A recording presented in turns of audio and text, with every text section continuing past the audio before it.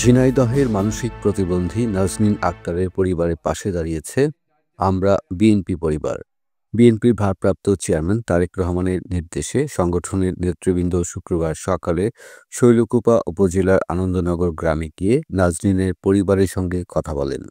এ সময় তার চিকিৎসা ও আর্থিক সুরক্ষার জন্য তারেক রহমানের পক্ষ থেকে প্রদত্ত সহযোগিতা তুলে দেওয়া হয়।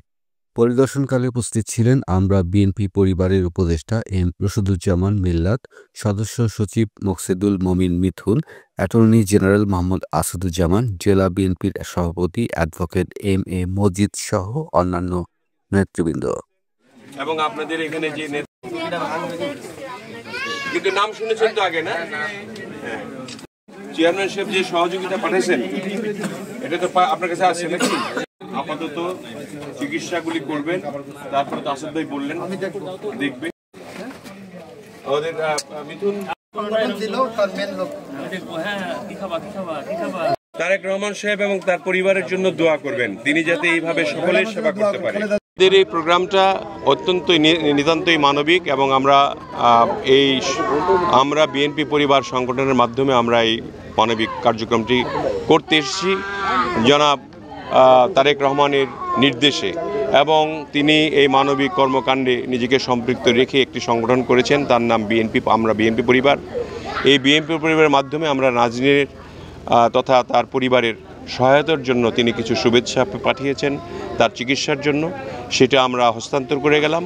এবং নাজনীনের পরিবারটি যদি ভালো চলে সেই দিকে আমরা খেয়াল রাখার জন্য আমরা তাদেরকে বলে গেলাম।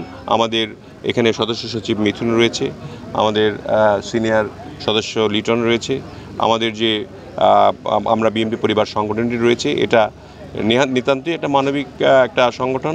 এই সংগঠনের আহ্বায়ক আতিকুর রহমান তিনি বিশেষ কাজে আসতে পারেন নাই, আমি এই সংগঠনের উপদেষ্টা হিসাবে এই কাজটি সম্পন্ন করে গেলাম। এবং আমরা প্রত্যেকটি অঞ্চলেই এরকম মানবিক কর্মকাণ্ডগুলি অব্যাহত রেখেছি আমরা বিএনপি পরিবারের পক্ষ থেকে। সেটা নির্দেশিত হয়ে আমাদের পৃষ্ঠপোষক হলেন আমাদের বিএনপির ভারপ্রাপ্ত চেয়ারম্যান জনাব তারেক রহমান। জানা যায়, শৈলকুপার আনন্দনগর গ্রামের নাসির মণ্ডলের মেয়ে নাজনীন মানসিক প্রতিবন্ধী হওয়ায় দীর্ঘদিন ধরে তাকে শেকলে বেঁধে রাখছিল পরিবার। বিষয়টি গণমাধ্যমে প্রচারিত হলে তা বিএনপির ভারপ্রাপ্ত চেয়ারম্যান তারেক রহমানের দৃষ্টি আকর্ষণ করে। পরে তিনি সংগঠনের স্থানীয় নেতাকর্মীদের পরিবারটির খোঁজ নিতে এবং প্রয়োজনীয় সহায়তা প্রদান করতে নির্দেশ দেন। মাসুদুল হক, কালচক্র 24।